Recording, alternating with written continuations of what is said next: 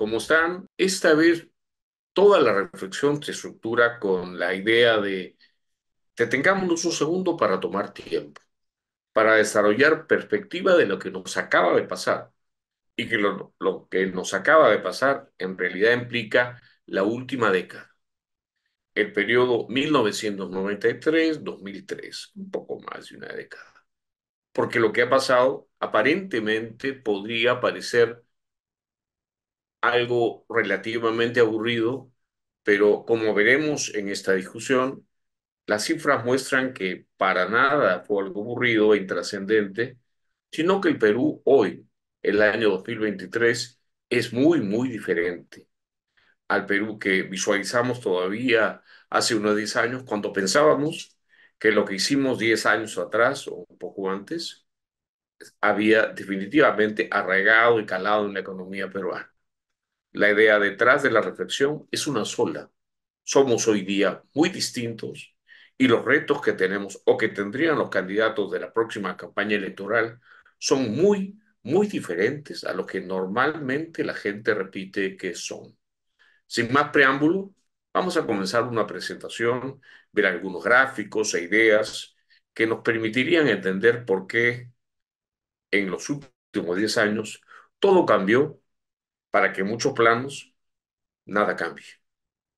Entrega detrás de una focalización de la última década, el periodo 2014 a 2023 exactamente, nos alimenta con la idea que va de trasfondo en esta filmina. Es un dinosaurio que se mantuvo resiliente y congelado en algunos miles de años. Y haciendo la extensión de la misma idea, esta entrega habla de los 10 años que cambiaron casi todas las reglas de la economía peruana, pero lo hicieron de tal manera que en apariencia no cambiaron casi nada. Me refiero al periodo 2014-2023. Pues, ¿qué pasó en este periodo?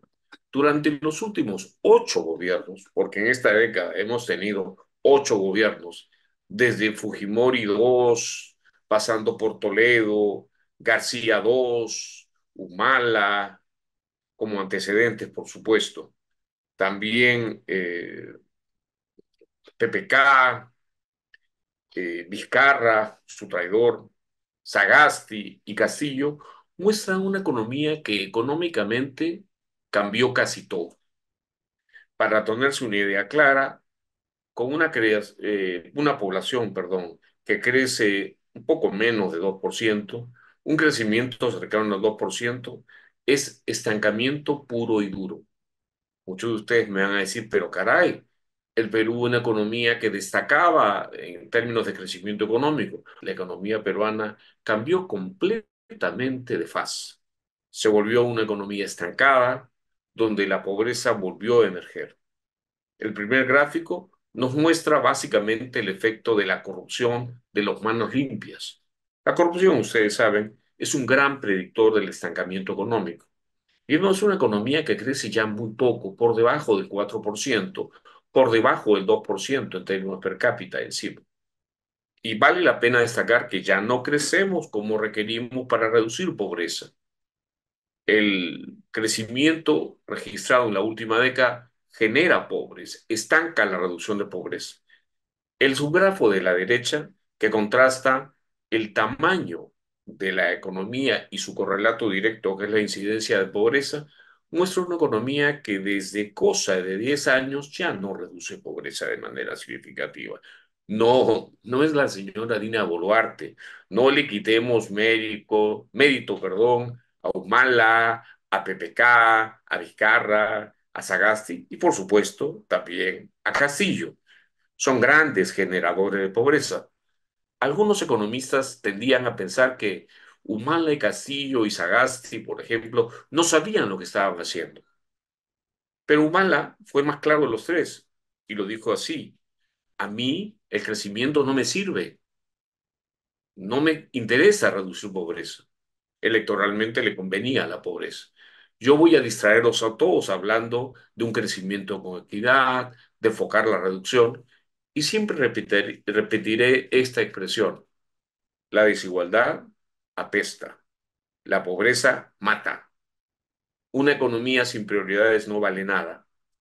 Y la economía peruana de esta última década y de estos últimos 25 años es una economía que dejó de crecer, como vemos en el subgráfico de la derecha. En la primera parte crecía y luego se estancó. Y con ello vino la exacerbación de la pobreza de la que hablamos ahora y se nota desde hace cosa de un quinquenio ya. No es ninguna novedad. En esta historia vale la pena destacar cuáles fueron los personajes que nos gobernaron y sus disfraces. Algunos se pintaron como de derecha, sin nunca definir lo que era derecha, o de izquierda, cuando en realidad no nos decían si eran filosenderistas, o lo que hoy día se llama ese socialismo mercantilista de toda moda, que ahora algunos etiquetan como callarada. En este mundo, cualquier visión panorámica del periodo nos enfrenta a un Fujimori timorato que deja de hacer reformas desde el año 96, que en términos de categorías ideológicas básicamente oprime para favorecer caviares con algún tufillo socialista en sus colaboradores. No vamos a decir que Joy ni que Absalom Vázquez, ni que la señora Helfer, ni muchos otros colaboradores de Fujimori eran propiamente derechistas acérrimos. Se abandona la reforma de mercado. Luego llega un Fujimorismo sin Fujimori que terminó siendo un tránsito claro hacia mayor intervención estatal, aún mucho más claro un mercantilismo socialista. Era necesario evitar el abuso, oprimir, y se profundiza el abandono de la reforma del mercado con Alejandro Toledo en medio de ya una evidente explosión de la corrupción en el Perú.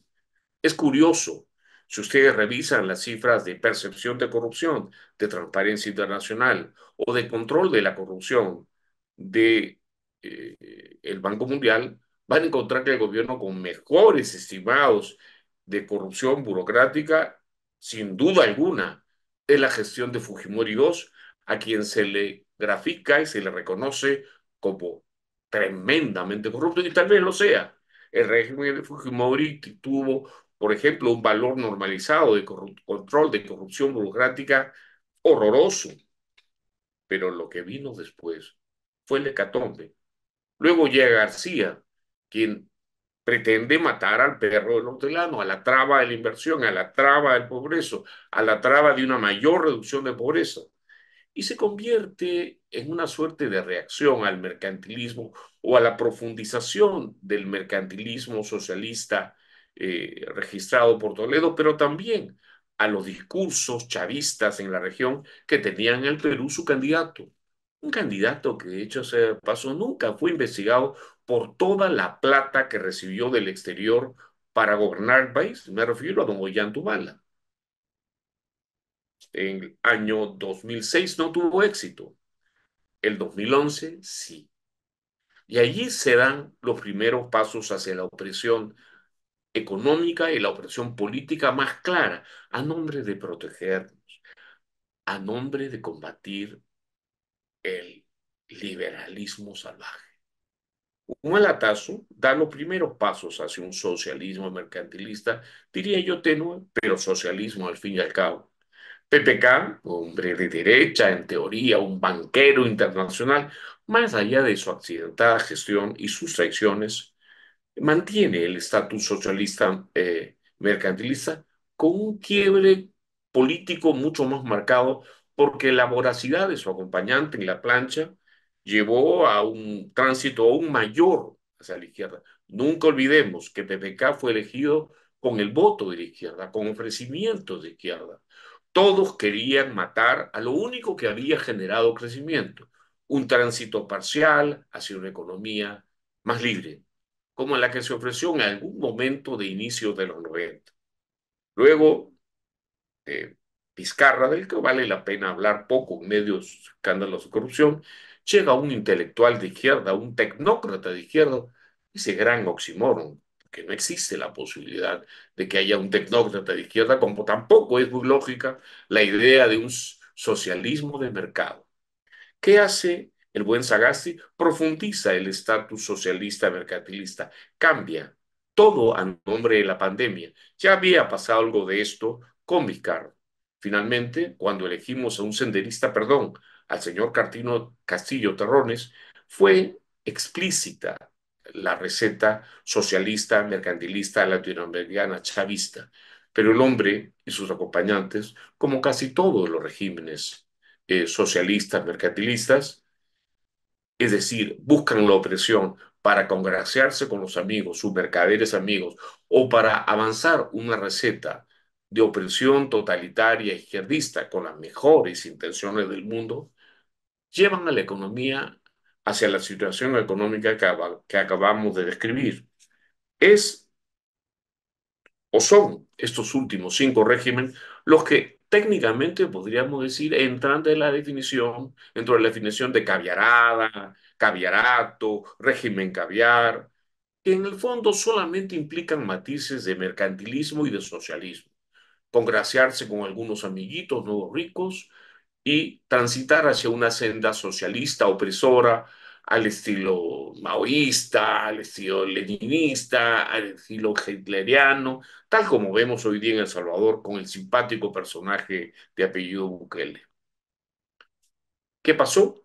Cambió por completo la economía. Los indicadores que vimos al inicio de esta presentación no son casualidad. La economía no solo ya no crece, está estancada, apenas bordea el 7% del producto por persona de un suizo. Somos muy, muy pobres y estamos relativamente contentos por habernos deshecho del chavista Castillo, pero no hacemos nada más. ¿Por qué no avanza más la economía peruana? Y este gráfico que describe indicadores institucionales publicados por el Banco Mundial de la gobernanza pública peruana muestra cuánto avanzó el trabajo de deterioro institucional durante todos estos gobiernos caviares. La corrupción de las manos limpias no podía ser peor. La burocracia fue siempre tremendamente indolente, ineficaz.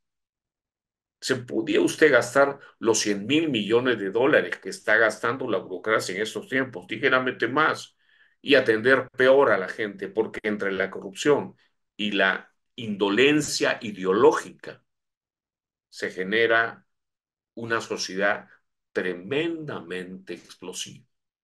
Luego, en términos del Estado de Derecho y el incumplimiento de la ley, el subgrafo superior de la derecha muestra claramente lo que fueron todos los gobiernos de los últimos 25 años.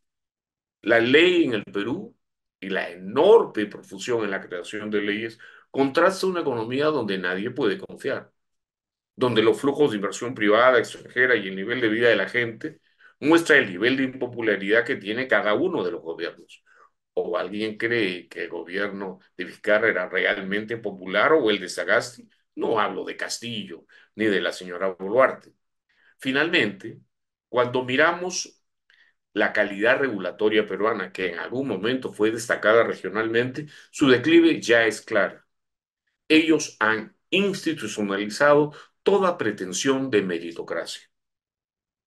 Cualquiera, anticipando que en los próximos 2 meses cualquiera puede detectar esto. La señora Boluarte no va a hacer ningún cambio que corrija esta tendencia. Cualquiera que sea electo el año 2026 se enfrenta a un terreno capturado. Parafraseando expresiones marxistas, la superestructura peruana, desde los gremios hasta las iglesias, pasando por la burocracia y el ejército, ha sido copado por gente que tiene todas las ideas cerradas en la cabeza, que entienden que el peruano es algo así como un tonto, un alienado, al que obviamente hay que llevar de la mano con mayores impuestos, mayores regulaciones, con mayor intervención estatal. Los personajes, casi todos caídos en medio de la ineptitud y la corrupción en estos tiempos, muestran algo muy sencillo. La superestructura institucional peruana, ese vocablo marxista, ya fue capturado. Cualquiera que llegue al poder en los próximos años se enfrenta a una economía en rumbo de colisión. La frustración que implica un gobierno enorme, que llega a un tercio de la economía, que gasta más de 100.000 millones de dólares y no hace nada bien. Se roba mucho, se desatiende mucho, se tolera la violencia ideológica, la regulación es cada vez más arbitraria e irracional. Se lleva a una sociedad, a un planeta Perú que va en camino de colisión. Revertir esto no es nada fácil. Ignorar esto es muy fácil.